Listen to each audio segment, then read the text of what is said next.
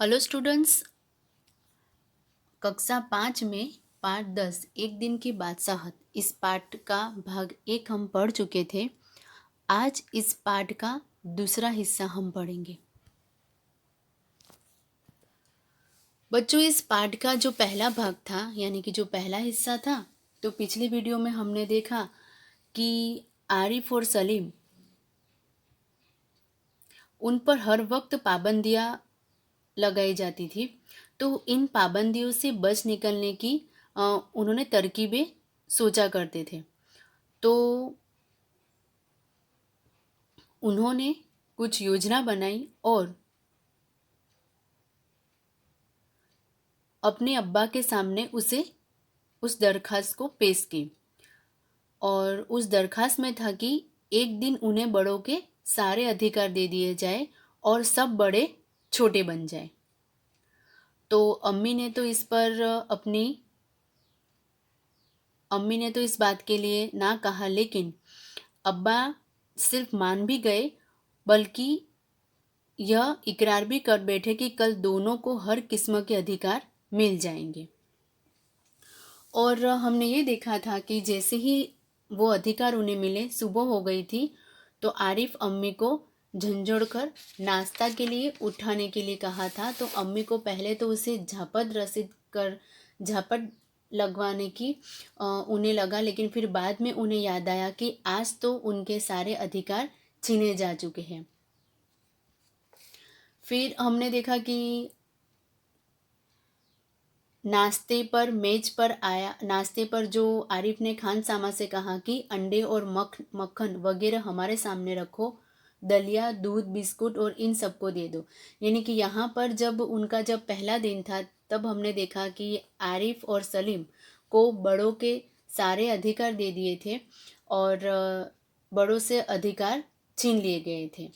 यानी हमने देखा कि बड़ों के सारे अधिकार दे दिए जाते हैं उन्हें, और सब बड़े छोटे बन जाते हैं।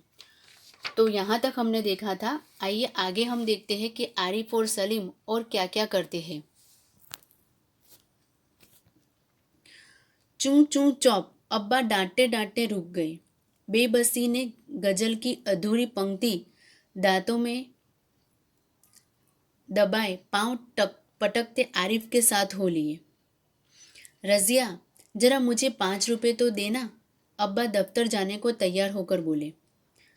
5 रुपए का क्या होगा, कार में पेट्रोल तो है।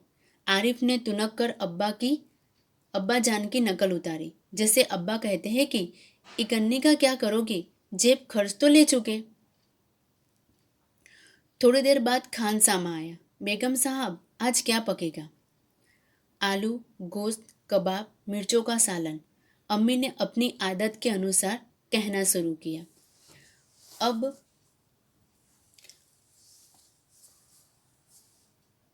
अब्बा अपने दोस्तों के बीच बैठे बैठे नई गजल लहक लहक कर सुना रहे थे। तो आरिफ ने अब्बा से कहा कि 10 बज गए हैं, फौरन ऑफिस जाइए। तो अब्बा चूं चूं चौप, अब्बा उनको डांटते डांटते रुक गए और बेबसी से गजल की अधूरी पंक्ति दांतों में दबाए पांव पटकते आरिफ के साथ हो लिए। अब जैसे ही अब्बा तैयार हो गए, तो वो कहने लगे, रजिया जरा मुझे 5 रुपए तो देना। अब अब्बा दफ्तर जाने को तैयार होकर बोले। तो आरिफ ने कहा कि 5 रुपए का क्या होगा, कार में पेट्रोल तो है। आरिफ ने तुनक कर अब्बा जान की क्या उतारी, नकल उतारी, क्योंकि जिसे अब्बा भी उन्हें कहते थे कि इकन्नी का क्या क्या करोगे, जेब खर्च तो ले चुके हो। थोड़ी देर बाद खान सामा वहाँ पर आता है और वो अम्मी से पूछता है कि बेगम साहब, आज क्या पकेगा? तो अम्मी अपनी आदत के अनुसार कहती है कि आलू, गोश्त, कबाब, मिर्चों का सालन। तो नहीं, आज ये चीज़ नहीं पकेगी। सलीम ने किताब रखकर अम्मी की नकल उतारी। आज गुलाब जामुन, गाजर का हलवा और मीठे चावल पकाओ। लेकिन मिठाइयों से रोटी कैसे खाई जाएगी? अम्मी किसी तरह सब्र न कर सकी। जैसे हम रोज सिर्फ मिर्चों के सालन से खाते हैं, दोनों ने एक साथ कहा। दूसरी तरफ दादी किसी से तू तू मैं किए जा रही थी। ओफो, दादी तो शोर के मारे दिमाग पिघलाए दे रही है। आरिफ ने दादी की तरह दोनों हाथों में सिर थामकर कहा। अब थोड़ी देर में खानसामा आता है और वो पूछता है कि आज खाने में क्या पकेगा। तो अ, अम्मी बोलती है कि आलू गोश्त कबाब मिर्चों का सालन। लेकिन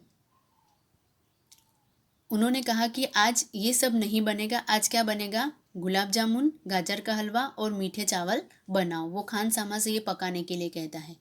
तो अम्मी से रहा नहीं जाता और वो बोल देती है, लेकिन मिठाइयों से रोटी कैसे खाई जाएगी? तो दोनों एक साथ कहते हैं, आरिफ और सलीम, जैसे हम रोज सिर्फ मिर्चों के सालन से खाते हैं। तो दूसरी तरफ जो दादी थी, वो दादी किसी से तू तू मैं कर रही थी। तो वो कहता है कि दादी तो शोर के मारे दिमाग पिघलाए दे रही हो। आरिफ ने दादी की तरह दोनों हाथों में सिर थामकर कहा।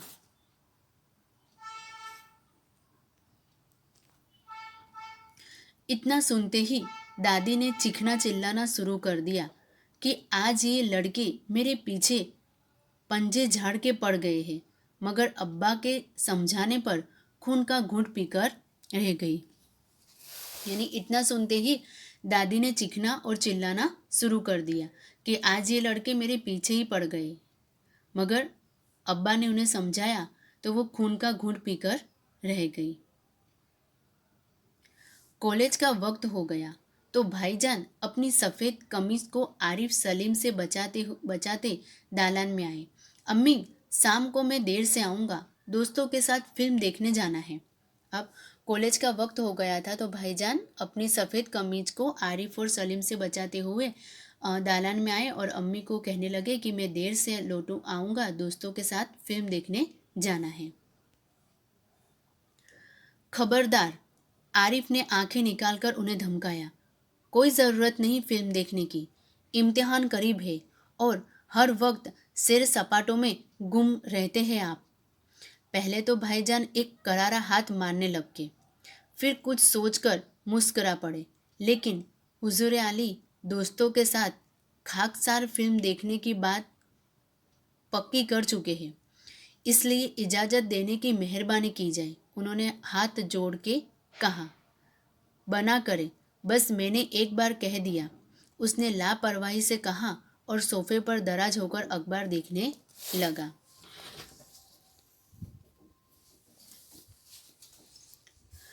यानी उन्होंने कहा कि आरिफ ने कहा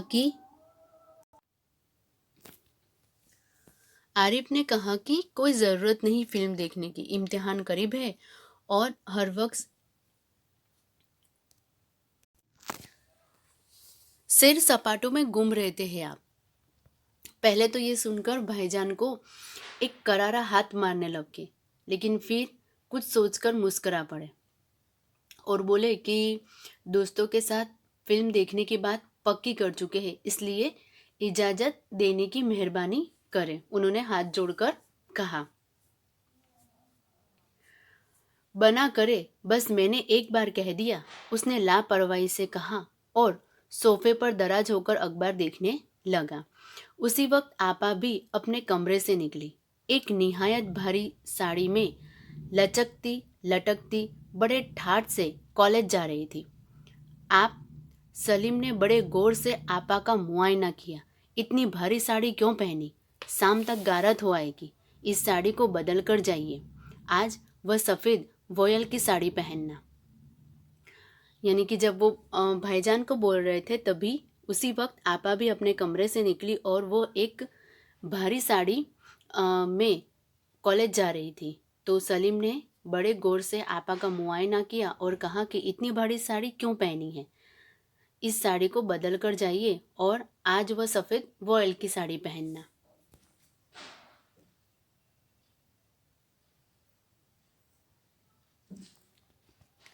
अच्छा अच्छा, बहुत दे चुके हुक्म, आपा चिढ़ गई। हमारे कॉलेज में आज फंक्शन है, उन्होंने साड़ी की सिकने दुरुस्त की। तो आपा ने कहा कि अच्छा अच्छा, बहुत दे चुके हुक्म। आपा चिढ़ गई, उसने कहा कि हमारे कॉलेज में आज फंक्शन है, इसलिए उन्होंने साड़ी पहनी है। हुआ करे, मैं क्या कह रहा हूँ, सुना नहीं? अपनी इतनी अच्छी नकल देखकर आपा शर्मिंदा हो गई। बिल्कुल इसी तरह तो वो आरिफ और सलीम से उनकी मनपसंद कमीज उतरवा कर निहायत बेकार कपड़े पहनने का हुक्म लगाया करती है। यानी कि अपनी इतनी अच्छी नकल देखकर आपा शर्मिंदा हो गई। और क्योंकि बिल्कुल इसी तरह वो क्या करती थी, आरिफ और सलीम से उनकी मनपसंद कमीज उतरवा कर बेकार कपड़े पहनने का उन्हें हुक्म लगाया करती थी। दूसरी सुबह हुई। सलीम की आंख खुली तो आपा नाश्ते की मेज सजाए उन दोनों के उठने का इंतजार कर रही थी। अम्मी खान सामा को हुक्म दे रही थी कि हर खाने के साथ एक मीठी चीज जरूर पकाया करे। अंदर आरिफ के गाने के साथ भाईजान मेज का तबला बजा रहे थे और अब्बा सलीम से कह रहे थे, स्कूल जाते वक्त एक चवन्नी जेब में डाल लिया करो, क्या हर्ज है। यानी कि दूसरी सुबह हुई और सलीम की आंख खुली तो आपा नाश्ते की मेज सजाए उन दोनों के उठने का इंतजार कर रही थी और अम्मी खानसामा को हुक्म दे रही थी कि हर खाने के साथ एक मीठी चीज जरूर पकाया करें। और अंदर देखा कि आरिफ के गाने के साथ भाईजान मेज का तबला बजा रहे थे और अब्बा सलीम से कह रहे थे कि स्कूल जाते वक्त एक चवन्नी जेब में डाल लिया करो, इसमें कोई हर्ज नहीं है।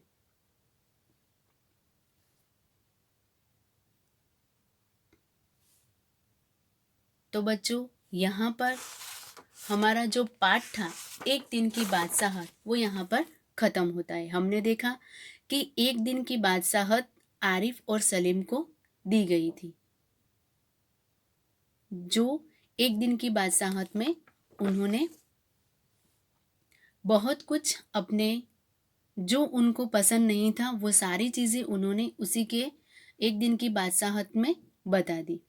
तो बच्चों, यहाँ पर हमारा ये पाठ खत्म होता है। तो आज के लिए इतना ही। Thank you.